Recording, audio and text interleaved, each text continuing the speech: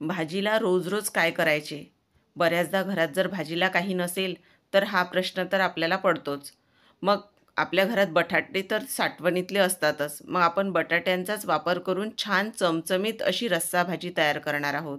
अगदी भाजीसाठी छोटंसं हे वाटण तयार करणार आहोत आपण आणि छान चमचमीत रस्सा भाजी तयार करूया. चला तर रेसिपीला सुरुवात करूया. इथे बघा 3 मध्यम आकाराचे मी बटाटे घेतलेले आहेत. सर्वात आधी बटाट्यांची साल आपल्याला काढून टाकायची आहे. तिन्ही बटाटे आपण साल काढून तयार केलेले आहेत. तर आता हे बटाटे आपल्याला कट करून घ्यायचे आहे. बटाटे कट केल्यानंतर बटाट्यांची जी साईज आहे आपल्याला ती मोठीच ठेवायची आहे. अशा प्रकारे बटाट्याचे हे मोठे काप ठेवल्यामुळे ते तळायलाही सोपे पडतात आणि भाजी आपण खातानाही ते दिसायलासुद्धा छान दिसतात. तुम्ही यापेक्षा वेगळ्या प्रकारेही हे काप कट करू शकता. तर अशा प्रकारे हा पूर्ण जे तिन्ही बटाटे होते माझे ते कट करून झालेले आहेत. आता बटाटे आपण स्वच्छ धुवूनसुद्धा घेणार आहोत आणि हे बटाटे एका नॅपकिनवर आपण टाकून घेणार आहोत. म्हणजेच बटाट्यांचं जे पाणी असेल ते पाणी पूर्ण निघून जाईल, म्हणजेच बटाटे सुकल्या जातील. तर बघा ही नॅपकिन मी घेतलेली आहे आणि आता यावर हे बटाटे टाकून घेणार आहे. अगदी 5 मिनटं बटाटे टाकून ठेवले तरीही याचं पाणी बऱ्यापैकी सुकलं जातं.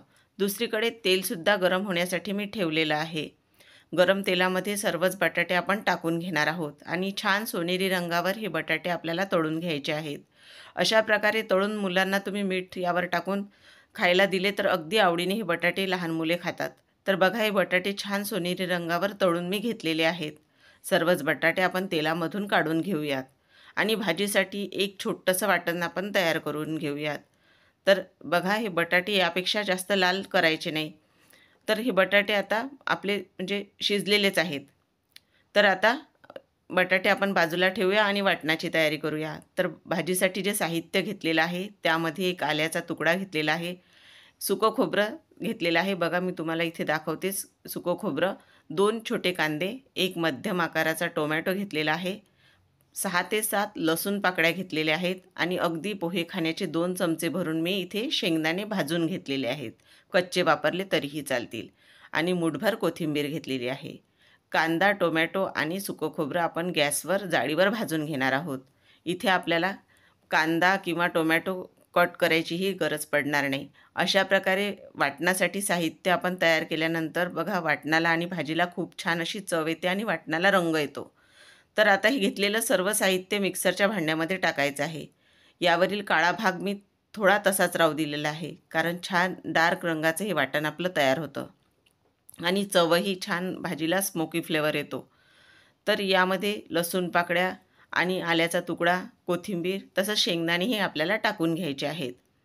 यामध्ये फक्त अर्धा कप पाणी टाकायचं आहे आणि छान बारीक हे वाटण आपल्याला तयार करायचं आहे. म्हणजे भाजीला दाटसरपणा खूप छान येतो. वाटण जर जाडसर राहिलं तर ते भाजीला म्हणजे भांड्याच्या तळातच जाऊन बसतं आणि ती भाजी पातळ तयार होते. तिला दाटसरपणा पाहिजे तसा येत नाही. तर बघा पाणी टाकून घेतलेलं आहे आणि वाटणसुद्धा आपलं तयार झालेलं आहे. आता या म्हणजे आपण जे तेल होतं कढईत ते तेल थोडं कमी करून घेतलेलं आहे आणि त्याच तेलामध्ये भाजीला फोडणी घालूया. जिरं मोहरी फुटल्यानंतर हे वाटण घालून घेतलेलं आहे आणि आता वाटण छान तेल सुटेपर्यंत आपण परतून घेणार आहोत. वाटणावर छान असं आपल्याला तेल सुटल्यानंतर मग ती भाजीही खायलाही छान लागते. तर आता यावर मी झाकण ठेवून घेणार आहे आणि 5 मिनटं वाफ काढून घेणार आहे. तर आता 5 मिनटं आपण झाकण ठेवून घेतलेलं होतं. आता काही कोरडे मसाले घालूया. तर यामध्ये हळद, त्याचबरोबर इथे गरम मसाला अर्धा चमचा मी यामध्ये घातलेला आहे. तसंच धना पावडरसुद्धा अर्धा चमचा घातलेला आहे. आता इथे आपण कांदा लसूण मसाला घातलेला आहे अर्धा चमचा. त्याचबरोबर चवीप्रमाणे लाल तिखट. इथे मी थोडं तिखटाचं प्रमाण जास्त ठेवलेलं आहे. तुम्ही तुमच्या अंदाजाप्रमाणे कमी अधिक ठेवू शकता. आता हे टाकलेलं सर्व साहित्य आपण मिक्स करून घेणार आहोत वाटणामध्ये आणि छान तेल सुटेपर्यंत परत एकदा हे वाटण आपण परतून घेऊया. जितकं छान वाटण परतल्या जाईल तितकीच छान भाजी चवीला लागेल. तर इथे बघा अजून तेल म्हणजे वाटणाला सुटायचं राहिलेलं आहे. तर यावर झाकण ठेवून घेऊया आणि छान वाफ काढून घेऊया. 5 मिनिटानंतरची आपल्याला इथे वाफ काढून घ्यायची आहे. तर मंद आचेवर इथे बघा मी एक वाफ काढून घेतलेली आहे आणि इथे वाटणाला रंग आणि तेल बघा किती छान सुटलेलं आहे. तर असं आपल्याला छान वाटण परतून घ्यायचं आहे. तर इथे कडेचं सुद्धा आपल्याला पूर्ण भांड्याचं काढून घ्यायचं आहे आणि अशा प्रकारे हे वाटण आपलं छान असं परतल्या गेलेलं आहे. त्यानंतरच आपल्याला यामध्ये जे आपण बटाटे तळून घेतलेले होते ते घालायचे आहेत. बटाटे तर आपले शिजलेलेच आहेत. वरून बारीक कट करून घेतलेली कोथिंबीरसुद्धा घातलेली आहे आणि बटाटे पूर्ण वाटणामध्ये आपल्याला छान प्रकारे वाटण त्याला कोट करून घ्यायचं आहे. म्हणजे पूर्ण मसाल्यांचा फ्लेवर बटाट्याला लागेल.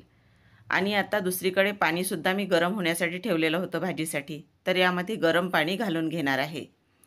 तर गरम पाणी आपल्या गरजेनुसार यामध्ये टाकायचं. भाजी कितपत तुम्हाला पातळ घट्ट हवी आहे त्या अंदाजाप्रमाणे.